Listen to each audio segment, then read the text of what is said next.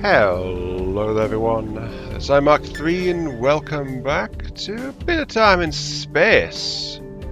Everspace, as we fly, as we always must do, into the light. The Keone star is quite a violent one, we know that from the locations around it. But we must get closer because I've actually managed to do what was missing last time. Got some high security zones out here, which were, as it turned out, level 30s.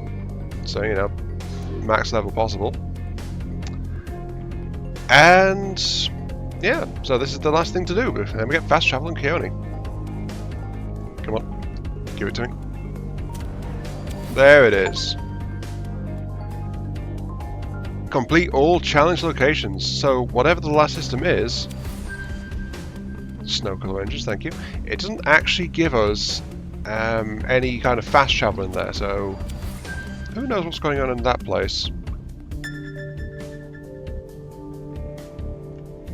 Another unknown signal. Anyway, right. A few things worth noting as I start heading back out of here. Well, actually, we have got a high zone sitting here. We can. You know, let's set that. That's the target, right? Oh no, there's an easy one there. Let's head for that one first. Still level 30, but we'll see. So, updates.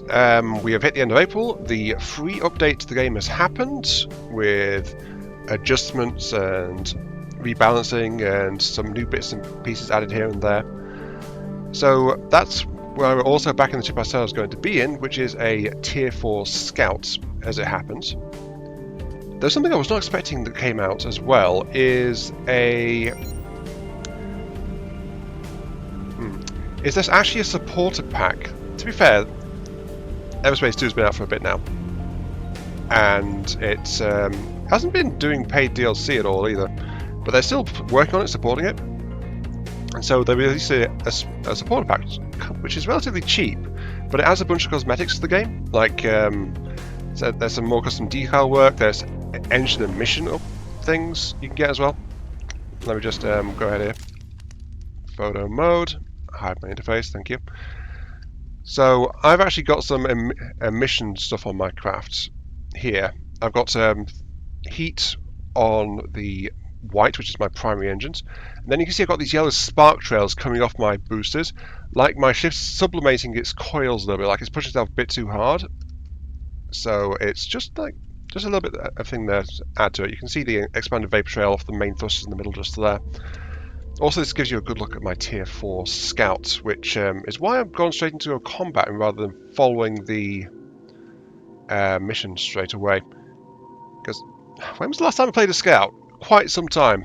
The bulk of the heavy ships is nice, and they have actually added a new customization section as well as extra parts for everything. I think you can customize wings now as well, or something else in there. There's some kind of styling option, but I haven't unlocked any of that because I've not found any yet. Anyway, moving on. Let's go ahead and try and get started. My maximum range is, I think, about... Well, you're well within range, aren't you?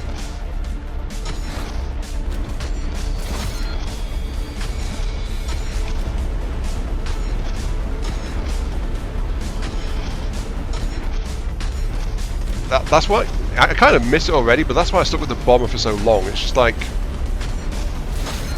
it's a very different kind of playstyle, isn't it?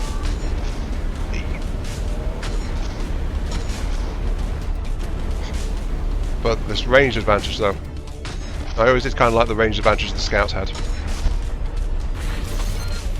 Yeah. Also got to get used to change that up because I'm used to having infinite secondaries, which I don't have anymore. Also, my secondary missiles can be intercepted now where they couldn't before, but really what I'm here for is practice and getting my ult back up. So yeah, I mentioned the supporter pack and I got it. Purely cosmetics. Not the extra ship parts, by the way, that's in the game itself, like base game update. The engine trails thing I think is exclusive to just the supporter pack, but they don't give me any benefit, they just look different. Hey, there's Shadow Strike. Okay, so I am into shadows. Good. Looks like I've got company. Okay, just trying to figure that out a little bit. I'm still cloaked.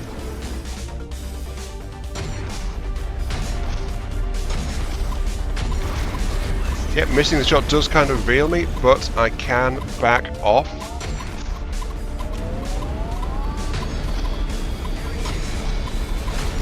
Yep. Okay. So, I'm used to having my big blasty cannons and things, and so, yeah, I have to be more precise now. Then again, I do actually have a level 30 penumbra, which I didn't have last time, ready to roll as well. So the question is, does that work as well? I don't know.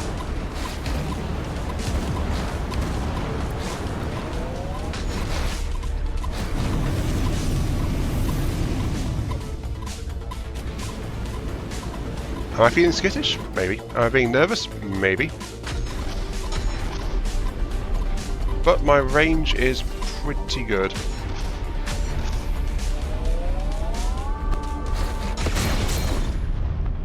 My range is pretty good. Boom.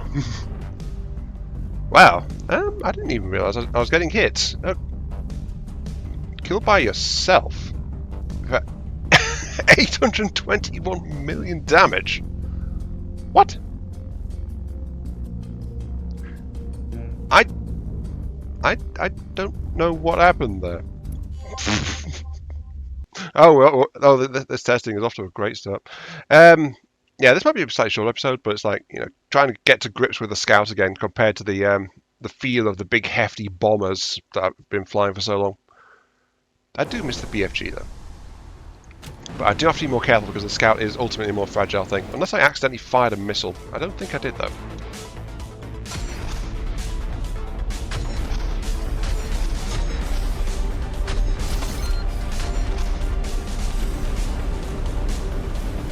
It might have been a hit from an over level because that's something this zone is doing. It's over leveling some stuff. Now let's keep an eye on that one. Or it might have been a retaliator catching up with me. But no, it said I damaged myself. Never mind.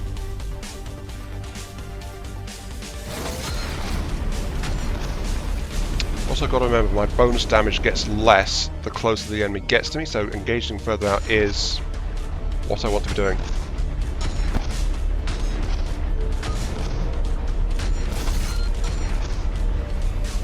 So, you can't see me anymore.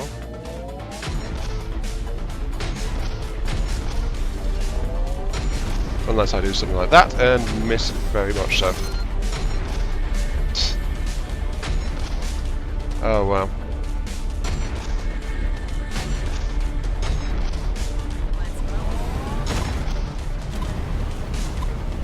Actually, it's kind of like riding a bike. I don't feel too bad until I randomly blow up. But I had kind of forgotten the flexibility of the railguns, which if I remember, did take me a bit to get used to.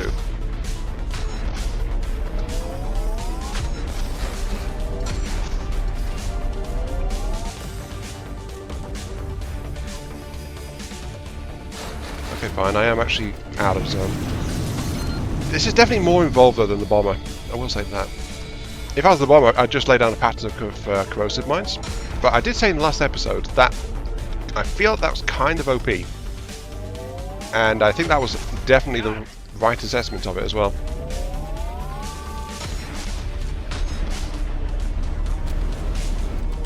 Anyway, let's see. On my next Shadow Strike, I want to test how well my penumbra fares. There it is. Okay, right. We have a bunch of drones and things around. So, stealth.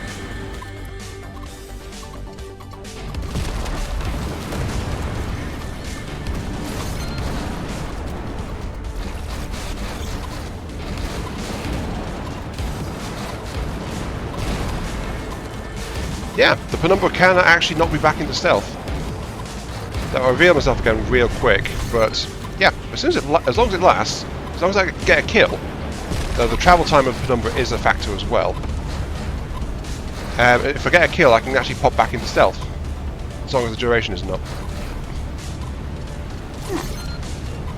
Interesting. Not entirely useful because of the penumbra's slow travel speed, but good to be aware of nonetheless.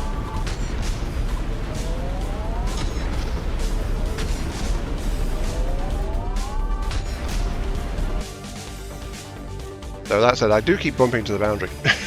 I didn't do that quite as often before.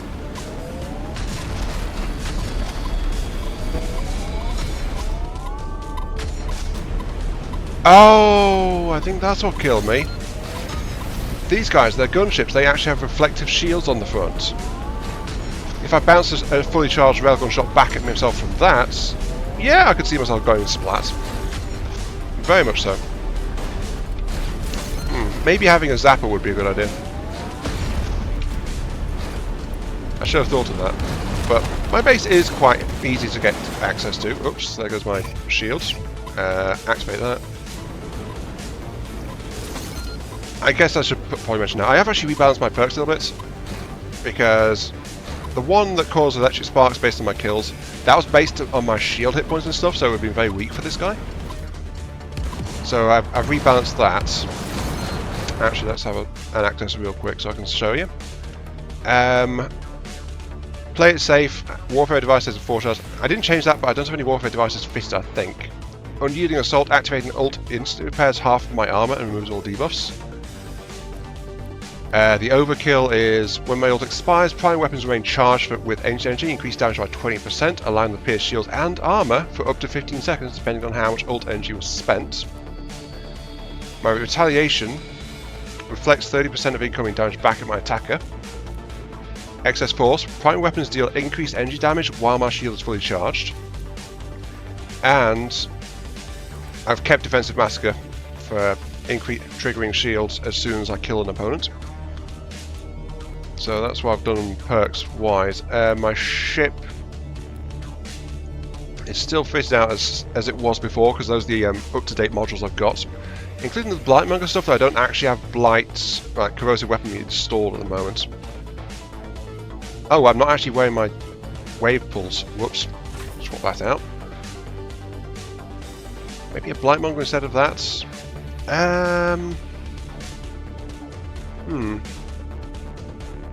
Depends on how much I want the explosive of the penumbra, but that's my crowd control, my penumbra.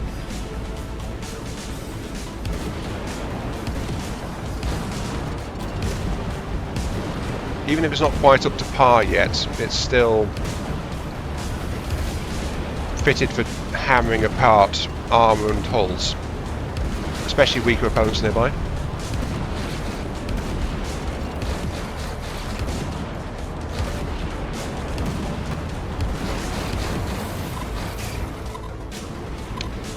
Maybe getting a speed ward shield on this thing would be a good idea as well. Recharge shield every time I'm boosting, because I am boosting a lot just to try and stay out of trouble.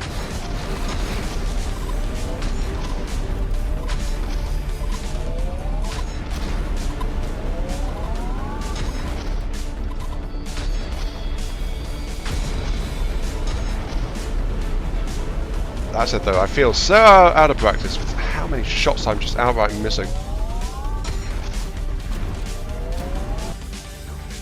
And that's the HT arena again. Oh wow. I am maneuvering way too much. Actually, that's something I need to check. I forgot, with my Vigilante, this is something I've didn't have on the bomb. I've got my Vigilante set active here, 2 out of 3.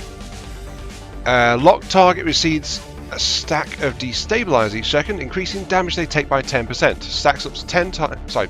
Stacks up 6 times and resets when switching a target. Okay, so maintaining fire on a single target from the Vigilante magnifies my damage outputs. There's the other one there, the Jury missile launcher. I've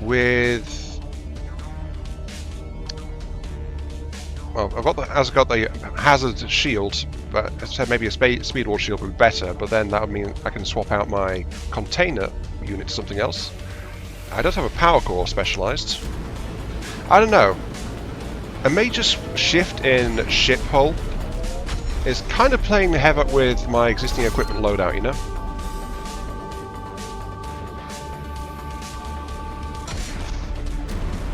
Just a tiny bit.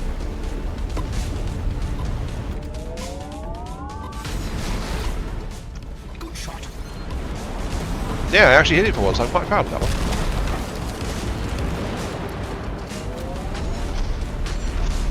And that said, I'm still feeling like I'm leaning more into the sniper than having an actual reliance on the stealth. I mean, I've had the stealth charge for a while, but I don't really have the urge to use it. Which I think is basically the old problem, isn't it?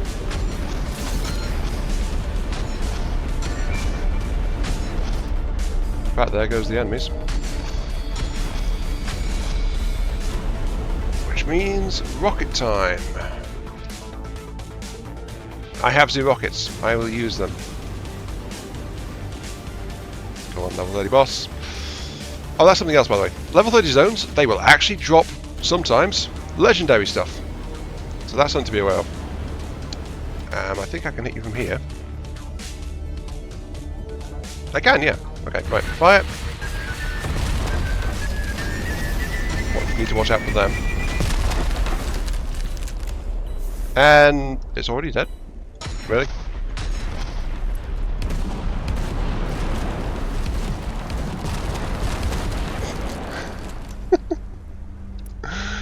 Oh, if we're talking about OP stuff like the corrosive self-guided mines, rockets with an extended range and also increased damage for every second in flight is also pretty darn powerful. I discovered that before I discovered the cruise missiles, after all. Powerful railgun. No legendary this time out. Though I might have got lucky with that one, but let's see. Basic shield, scrap it. A tuned prototype power core. Specialised on weapon outputs, actually. If I increase the rarity, you can see how depleted my stocks are. I burned through a couple of hundred quantum processors just trying to customise the weapons I have. Trying to pick all 3 perks is actually not cost efficient at all, just to be honest with you. That'll turn it into 4,800 and 2,100. So I'd lose 100 per second for shield and boost, but I'd gain over 1,000 extra weapon output if I was to upgrade and install that tuned energy core. That is, honestly, sounds well worth it. Though if I optimise it instead, 1651, I would lose some of that extra weapon output for extra stats. That's actually really, really good. I think I want to hang on to that power core and swap it in, actually. I don't mind the reduce on the other two, because it's minor compared to the massive boost on weapons. Right, this powerful railgun is... It comes with powerful, which means I can pair it with another kinetic for even more strength. The drawback is it's not a vigilante. I'll hang on to that one too. So I actually did get some interesting stuff here. And that didn't feel too bad. I do have a couple of missions lined up back in Union as well, actually. As part of the whole getting back and things like that, I picked up a couple of paying jobs for once. Yes, I know, I might be doing paying jobs. I overdid it slightly on earning credits for this ship. So I've actually got, like, as you see up there, nearly 320,000 past what it took to buy this ship. But that's because I figured out a more effective trading thing to do. Okay, so before I was using incomplete guides for trading, because let's be fair, there aren't any late games trading guides for this game on Steam. It's just that price location data and stuff like that. Not really a guide per se, but something I found super effective and relatively quick is before, let's show you, I was going around Ceto getting all the cybernetic implants and solars, right? Then I would take those to over here in the mining fields to the mining station and sell them there, because that was the highest price place you get once you get access to Zarkov. Then from Zarkov by the way, I'm locked out of Vesta Mining Company for some strange reason. I don't know, maybe it's because I attacked them and, you know, installed malware on their mining ships and stuff, so that's currently actually locked off for once, so I can't trade there. But I then buy like small arms and any Camden enzymes and earth wines and stuff from Zarkov and Union, especially Union, because that's the best place to buy like small arms and things. Then I'd sell those back off to the actual Siren Sea Flying Duchess over back in Union, and then repeat, and that's the loop. Like here, here, here, here, and then just bouncing around those three. During the, I did basically a marathon day grinding money to get up to the ship relatively quickly. But I discovered go around Ceto, buy any solar panels and cybernetics, then go to Keone via fast travel, and just go straight to Zethys and sell it. And Zethys doesn't really sell anything much, really. There's like one thing it can sell at an okay price compared to Ceto. But just buy in Ceto, sell Keone, and then just fast travel back, grab everything, fast travel out again. And that was earning me about 150 to 2,000 credits every time I did it. So, yeah. When you find a very fast or efficient route for credits, that's what, well, sometimes these games have those. And I feel like that's probably one of the most efficient. Though I could also actually stop off via fast travel in the main Prescott Starbase, and just like, because there's multiple shops there, buy up a whole bunch of small arms and then sell those in Union as well for an extra stop to one map. Get some extra credits, but the credits earned from that was actually minor compared to the extreme difference between Seto and Kharkov? Yes. Keone. Wow, I was derping on the names there. So yeah, once you get access to Keone, I think that might be possibly the best static trade route available. It's the most efficient one I've come across. Anyway, that was what I wanted to talk about. Yes, there we go. Stuff. We are heading back to Union. We are going to, was it Prescott? Yeah, we're going back to Prescott because I accepted some missions just around the map here. And then we'll go from there.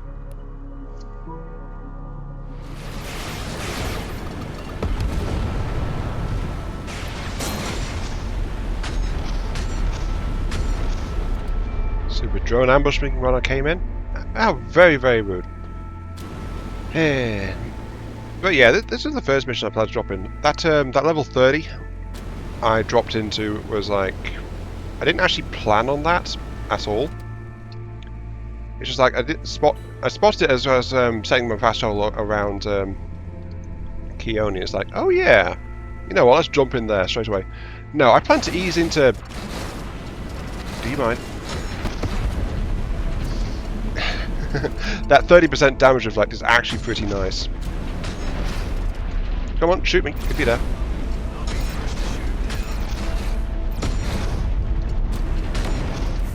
Yeah, that's what I thought. I plan to ease in a lot more carefully instead of going straight in the deep end. Like, this is a cargo retrieval mission. Someone locked it behind that door. I need to find a way to open it. I should follow the signal. Yep, that tells me I need to find a power core. Also, I suspect this is something else that they've done in the update, like updated some mission things, because I've never had a retrieval mission do this. Don't get me wrong, I've had some signal following things before, but not in one of these that I recall. There it is. Don't get me wrong, reusing some old mechanics more, I hope they've done that, I really do. But I didn't actually thoroughly check the patch notes. I should probably have done that. Ah well. Moving on, we've got power core, we've got cargo. This was meant to be the easy one to get our toe wet in the water. And then I got a couple of search and destroys. These are only like level 27, level 28s, so not level 30s like that hostile zone. There we go. And you are Just a gate I could have used as a shortcut. There we go. Well, that was nice and easy. Okay, right. On to the next one. Adam, I'm here to help. Nice to have some company. What? Alec? As long as this isn't... oh, no, wait, no. This isn't a challenge location, this is a mission. So, yeah, he is genuinely here to help. Oh, God, he is genuinely here to help. God, remember, this is Alec we're talking about. Though that said... he's not bad, so definitely. No baddies? Then I'm out. Also, it seems Alec doesn't bother to install, like, basic sensors or anything like that. Worth noting. And yeah, my accuracy still really sucks.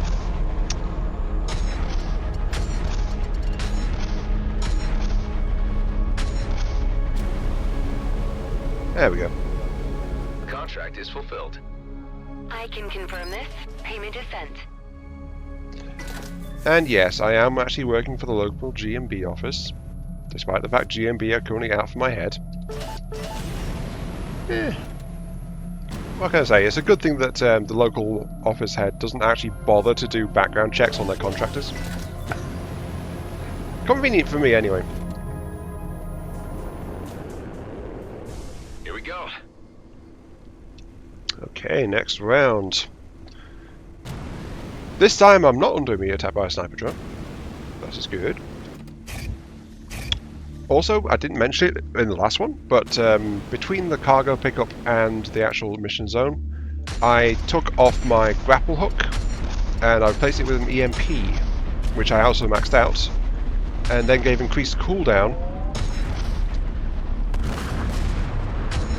so that every target I hit within its range reduces the cooldown of the EMP to a minimum of like 5 seconds. It's settled. Okay, good. Just for an extra close-in defensive option, but its burst range is a best part of 600 meters, I think. Let me double check that. Remember, I am shifting into different equipment types and things. 580 meters with a 30-second base cooldown. Minus 2 seconds for every target actually caught in the blast. But anyway, yeah, we got that done. Missions felt trivial after doing that level 30 high-risk zone. And we kind of smashed that despite it being the first time in a scout for about half a year. Something approaching that. Ah, well. Once I drop my cargo off, I think I will hop into the main story actually and see how that goes.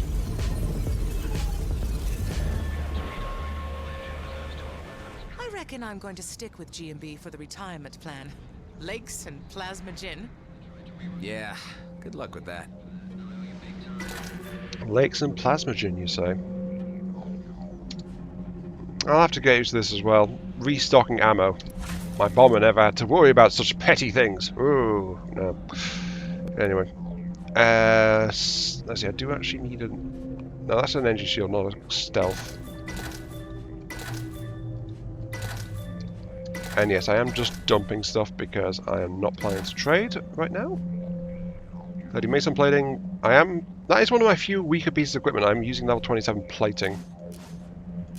But I'm not going to super hard try to replace that right this second. As I realise I remember I have a level 30 plating back at base. I'll see if I've got anything appropriate back at base. I'll hang on to that level 30 plate there just in case as well. 29. No thanks, I've got better one back up. Okay, sorted. Right. Okay, here we go. Right. On reflection, this is what I'm going to do. I'm going to leave the current, that tuned one I picked up out, because I can't upgrade it right now, so I'm going to keep that on there just for alt generation. I have got myself a prime zapper out, because my equalizer there is only a blue grade. I can't afford to upgrade it, so right now this is probably a bit more use, but this one also does like repairs kinetic damage dealt as hull hit points, with each hit. So this one adds some additional self-repair capability. I'll take my penumbra off for now and fit that one in there. Actual loadout changes. I'm going to be taking off the Blightmonger plating for the Scale Guard plating,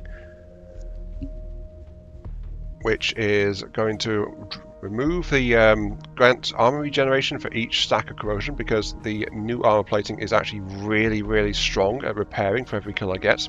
So you are dismounted, you are installed. I'm going to retain the Blightmonger shield and cargo because I want to see if I can make use of that plus 20% because of my last item on my list, which is I'm going to take off the Wave Pulse and install Visions of Decay. This is the one that showed me you can get legendaries from those level 30 zones, because this one drops in one of them. Legendary sensor array, firepower, precision, utility, and expertise. Big boost of expertise also means an increase in range. Suffering not shared is suffering wasted. Corrosion injection deals 80% increased damage and will hit 3 additional targets within 250 meters around its target. So I mentioned getting some extra healing going on, maybe with that Prime Zapper and the Scale Guard armor, and that is because I'll install that there. I'll hang on to you. That's because this one is for a corrosion injector, so I have actually remapped my specials as well.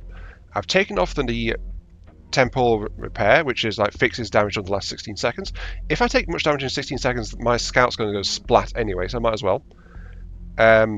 Boosters on 3, teleports on 4, and 2 now carries the corrosion injector, fully maxed out for 2,400 physical damage per second for 11 seconds, with a 16-second cooldown, which is nuts, in a 680 meters range, which is really good, with Mercy Kill, resetting the cooldown if a target is destroyed during the effect. Oh boy. And remember, that is then being modified with the whole Scale Guard thing of 80% increase to damage and an extra 3 targets hit as well around the target that it's aimed at. So this might be a bit crazy, but there's a reason legendaries are limited, and this might be one of them.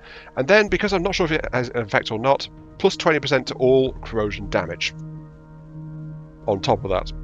So yeah. I wish these stats updated, like to reflect actual values rather than base values on these weapons and things. But anyway, according to this, I now have a 58% range bonus, which is about 12% higher than it was before. So 58% increase in weapon range. My maximum range for this guy is then about 3,850, 3,900. Not bad. And this one gains 750. So that's about 2.3 kilometers for the rockets. Okay, those are the ones I want to remember. Right, so we have a quick poking around inside my skills list there, but there we go. But I've got 10.9k shield, 10.6k armor, and 22.8k hull, and we are ready to roll. Okay, right. So story time. The base is going to be under attack. I'm in a fast and mobile scout, so I should be able to keep the guns operational as needed. But I should probably save. Just shy of 160 hours on this save at the moment. So yeah, you can see why I was just fine in buying that supporter pack. I've played this game a lot.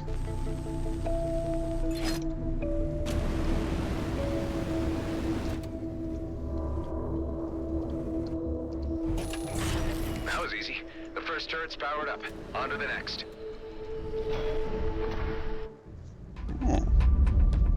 Oh, bad up. Hi? Damn, they're here. And they brought the big guns. I have to take matters into my own hands. It's high time you were neutralized. You people have become a thorn in the side of G&B, which needs removing. Our plans for the Comet were put into motion long before you decided to interfere, and we won't be stopped. Prepare to pay the price for your actions. Units, shoot the external defenses while we target the base. Sir, yes, sir. Eduardo, concentrate artillery fire on Blakemore's carrier.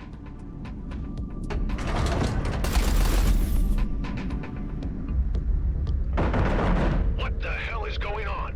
Our intelligence was clear that this base's defenses were no longer operable. How was this information wrong?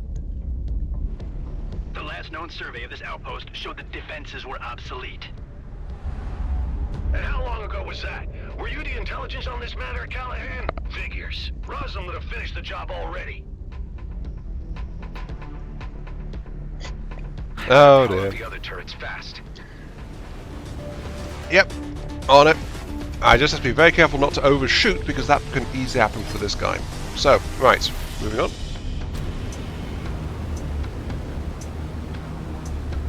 I'm just going to know the fighters and just go for these. I mean... Oops-a-daisy. Activate turrets and defend the base, but we're getting multiple turrets, we're getting more shots going on. But honestly, because I'm such a small target, I've not really been hit yet. There we go.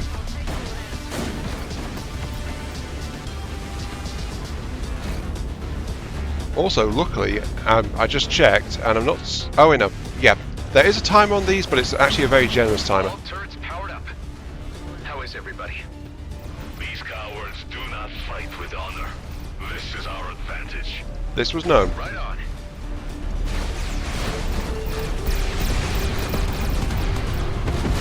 They also don't have anti-missile drones, which is very, very stupid of them. Resistance is spirited, but your downfall inevitable.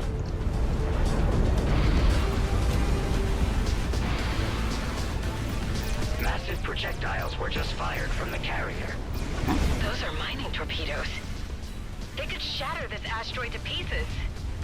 I need to intercept them fast. Where are they?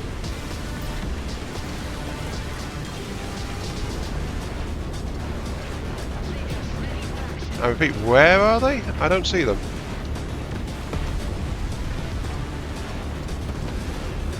It says that you fired something, but I don't see where the thing is that's just been fired, so I don't know what's going on. Anyway.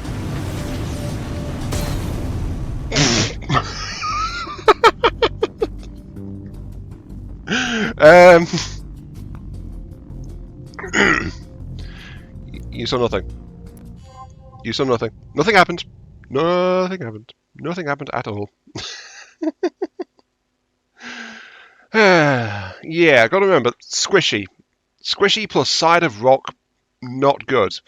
And the thing is, I was actually aiming for my teleporter there, not my speed boost. This is why I don't normally muck around with my button arrangements. I completely pressed the wrong thing. Also, I've not tried out button 2 either. Right, okay, let's try that again, shall we? I need to work on that. I need to be more flexible in my approach. Either I'll keep better track of what button does what. Don't get me wrong, I'm great at doing it from game to game in different games. Another turret powered up. I'm usually pretty flexible for that. But on a given game, I do notice I often kind of get set in... The initial button I'm presented with for something is usually the button I stick with. I don't bother to remap keys usually unless it's something that's really, really stupid or that just doesn't work for me, which is pretty rare. I guess that's kind of an inflexible thinking, I suppose. I don't know. Okay, right, let's see. These cowards do not fight You are within reach. Button 2. our advantage. Right on. Melted.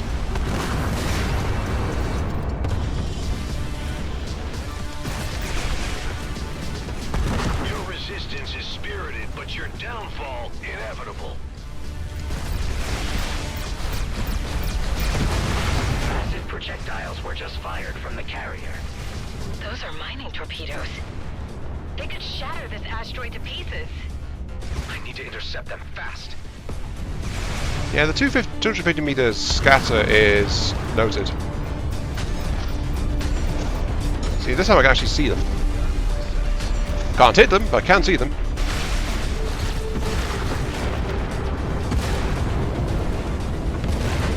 There we go.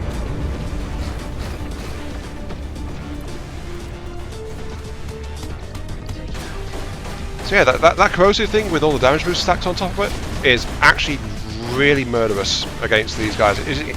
Plus, since it's a corrosive weapon, you know, ignoring shields too. Oops, daisy. Everyone okay? I'm doing fantastic! How are you, buddy? Yeah, well, I suppose I've been in more intense situations, but I can't think of them right now. Several torpedoes are incoming.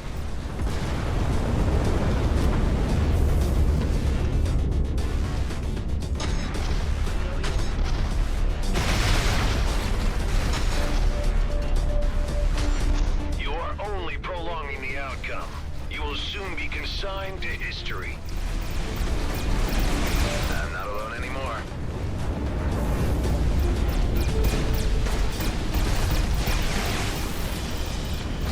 There we go, now it's affecting multiple.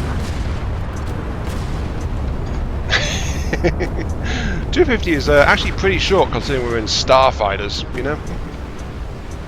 One of the turrets has run out of energy. You may want to consider recharging it. Already am. What's going to be like? Maybe I'm over leveled for this bit. This is a nice relaxing walk in the park. Ghost, how are you holding up? I would have been pretty pissed if I missed this party. Thanks for the invite, man. Torpedoes incoming.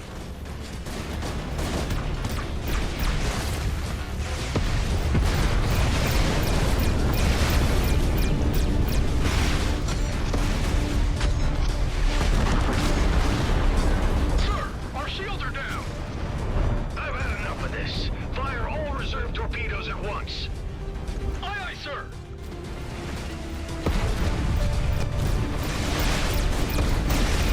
Adam, there is a barrage of torpedoes incoming. Intercept as many of them as you can, Intercept as many as you can. Maybe I can do that. or we won't withstand the combined impact. On it.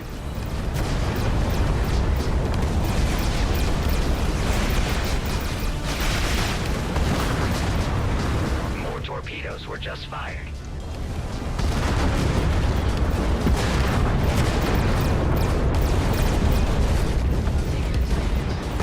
Your feeble defense is only an irritation, soon to be removed. Ah, shut it, Blakemore.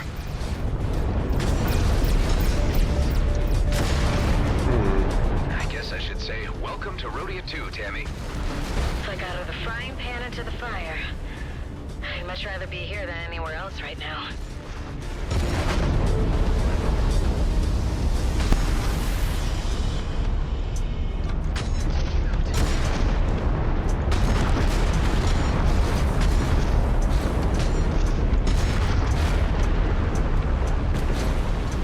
That all of them? That's all of them. Okay, right. Whew, no torpedoes even hit. Incoming. Oh, damn it. I had to say it.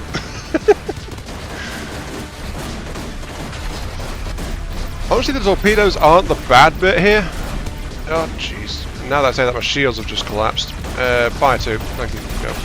Destroy things. Thank you. Wind on the leaf. Oops, daisy. 5. Right, where are the torpedoes? The torpedoes are a bit of a pain to shoot down, honestly. I mean, I did switch the penumbra briefly, but it's like I've got to lead them properly.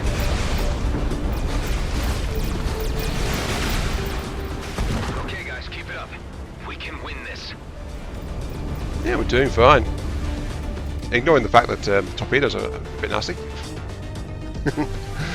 Well, actually, I've not let a torpedo hit, so I don't know about that. Just fired.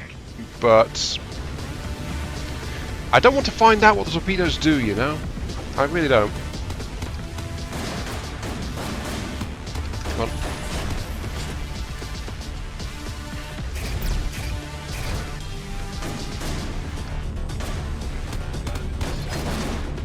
Okay, how are my torpedoes incoming doing? They are getting kind of close, actually. Hang on. I will get this turret online because this will end the battle faster. Assume I can fly straight. There we go. Right, okay, where the Turret's powered up. torpedoes are nearly in. Get that first torpedo. Ah, dang it. One actually hit. That wasn't actually too bad. It'll take quite a few of them. Defiantly, which is all the more reason I should annihilate you all. To think I used to work for you. Yeah, this guy's kind of like really focused on the whole profit at all costs kind of thing, you know? When did I get access to malware? Then again, my corrosion injection bypasses shield anyway, so that's probably why I've not seen it until now.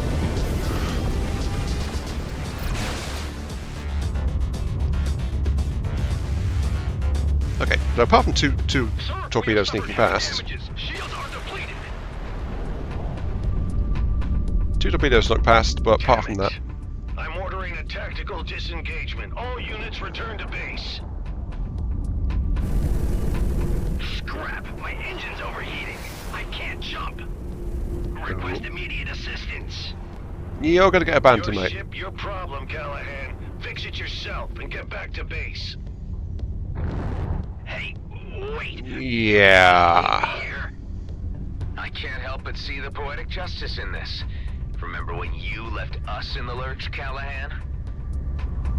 Whatever. You suck, and I wish I would have known a lot sooner how much you sucked. I would have sent you to your death before you got any delusions. I'm giving you this chance to walk away, Callahan. You're nothing without G&B. Without that little bit of power they give you, you ain't worth scrap. You're pathetic. Oh, ouch. Screw you and the shit can you rode in on. Watch out, the artillery. Eduardo, turn off the auto lock.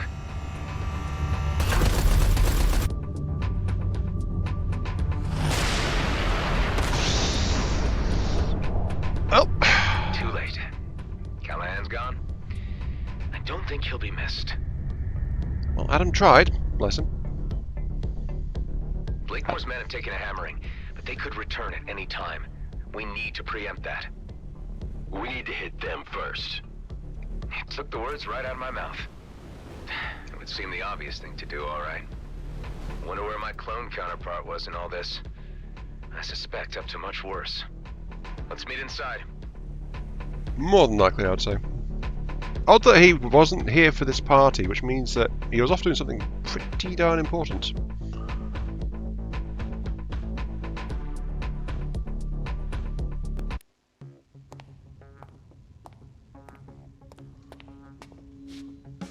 How's it looking? We're holding up, but not sure if we'd be able to survive another assault like that. You reckon a counterattack is feasible? There are enough people in the DMZ having serious issues with G&B. I've been thinking, if we can get the miners on Vesna on our side, we could easily turn things in our favor. What about this guy? You sure about him? There's something about him that reminds me of my younger self. I don't know, maybe I was that arrogant before I figured people out a little. But he could be a big help. Some kind of argument going on back there. Dude, if I was even 10% interested, believe me, you know. Does that mean I'm in with a 9% chance? Oh dear. You show respect to the people on this base or you're out before you know it. Okay. I get it. Like the males of Ulang Kshtak. Fascinating. An example of humanoid mating rituals never observed by an Okar before. Ha! This is nothing. You should see how the Horak do it. Listen up. I didn't exactly plan to still be here. Like an old friend of mine used to say, plans are for fools. We're about as random a group as the Beltagrades has to offer. We come from all different backgrounds, all different races. Some of us are outcasts, some are screw-ups, some are lost with no way home, and some told they don't belong. But we all found our way to each other, and we all belong here. We have this base thanks to a man named Dax Bashar. He died before most of you arrived, but he taught me a lot about trust and esteem. That's our strength, the respect we have for each other. Because the enemy we're up against has no regard for anything but profit and power. Let's teach them a lesson and make the DMZ a better place. Are you guys in? Hell, you know I'm totally behind you! Let's kick some G&B butt. It is the righteous thing. You go, Adam. We really do owe a lot to Dax, don't we? This path that Dax set us on, the things he taught us in his brief time with us. Without the Commissioner's cruiser to back us up, we don't have the firepower to take on Blakemore and his elites alone. But we've got friends. Before we head to Vesna Mining Colony, it's time to call in some favors. I have a feeling Officer Shaw at Nephthys Plains will be on our side. It's well known he's had issues with the way G&B has been running things. A high-ranking figure like him could persuade the G&B miners to switch sides against Blakemore. I should start with him. I'll pay him a visit. I could have a word with the Coalition. They told me only to come back if the cluster was about to implode. I think this situation counts. Anyway, they love me around there. Good idea, Alec. Bet Ming Young would be on our side. Marie DeVint has a pretty decent rig and might be persuaded to lend a hand, if I ask nicely. And Cato at Prescott would surely contribute if it meant less regulation for his operations. While me and Ella go wrangle support, all of you go get your ships battle ready. Once the pieces are in place, we'll need to move fast. There'll only be one shot at this. We'll have to strike hard. What if they come back while you're gone? The elite squad took a hammering. Blakemore's carrier was banged up pretty bad. I'm thinking they're not gonna come looking for another fight too soon. But stay sharp all the same. Be ready for anything. I'll be as quick as possible. Okay. Right, we got ourselves an objective. Rallying support. Trying to improve the DMZ. Oops, I didn't expect pressing tab to Marie, do you read me? kick me out. Loud and clear. How's it going, bucko? Not so great. I don't know if you're aware of the situation, but we may be facing another war with the Okar if we don't stop G&B from dragging us into it. There have been signs of something afoot, and G&B movements and a raid I heard too. Are you mixed up in all this? Let me level with you. Oscar Blakemore has gone insane and is jeopardizing everyone in the DMZ. I'm the guy trying to put a stop to his plans. I always knew you had it in you, from the first time I slapped eyes on you. I'm trying to enlist all the help I can get to launch an assault on Vesna Mining Colony. Well, any new conflict with the Okar would be the end of my business. I'm assuming that you want me to lend a hand with my Flying Duchess? If you're willing. Sonny, I would relish the chance to put the boot into G&B. Count me in. I knew I could rely on you. Thanks, Marie. When I send the call, we'll assemble above Vesna. GMP. Truly they have many, many friends in many, many places due to their family-friendly and ethical business practices. Wait, no. The opposite of that. Okay. Gonna call it there, though. There we go. We'll just quickly check the thing. We're getting Marine the Flying Duchess on board. The Flying Duchess itself is just a single mid-sized ship, but she is a trader, so she might be acting as a forward supply point or something. And we've still got the Aethan system, but there's no challenge to unlock fast travel in it, so that might be where we wind up doing this, some kind of final confrontation or something, because we've not been there yet, and I don't know why. Unless it's like that's where all of the void jumps happen, in which case why would they have it on the map? I don't know. Anyway, yeah, I was going to think about this. Right, so during all that, boosted up with everything. The my ship is fragile, yes, but I was basically ignoring the opponent going into close range ship-to-ship brawling because I was relying on my corrosion injector to just smack every elite heavy fighter down super quick. This thing is very nasty. And when with Mercy Kill, yeah, it wasn't very often I was getting the proc on Visions of Decay for up to 3 additional targets within 250 meters, because the enemies weren't clustered that tight together. That's actually a very short range. But the extra damage, this thing was just tearing straight through armor and hull like it was nothing.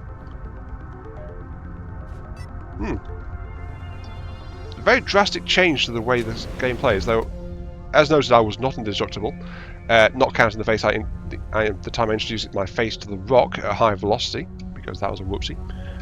But yeah, I'm happy with this current loadouts.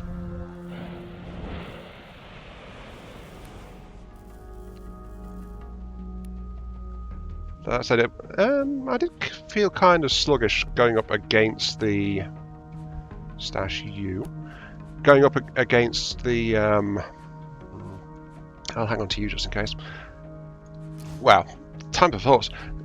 I felt kind of sluggish going up against the torpedoes and things, but you can't auto-lock the torpedoes and things anyway. I mean, there is a special item which lets you do that, but honestly, I was just picking them off with my railguns, so that wasn't too bad. Anyway, yes, end of episode. There we go. Yes, this has been IMR3. Thank you all very much for watching. Hope you guys enjoyed the show. Definitely my first time back in the Scout in a while. I feel like it shows a bit, but honestly, went a lot more smoothly than I thought, and we actually gave G&B a bit of a bloody nose, which is always good. So, thanks for watching. I hope you guys enjoyed the show. Feel free to like, share, comment, subscribe, all that good stuff. Helps out me, helps out the channel, gives me those virtual headbats I oh so crave, and helps me keep going and all that jazz. And I'll catch you all some other time. See you all later.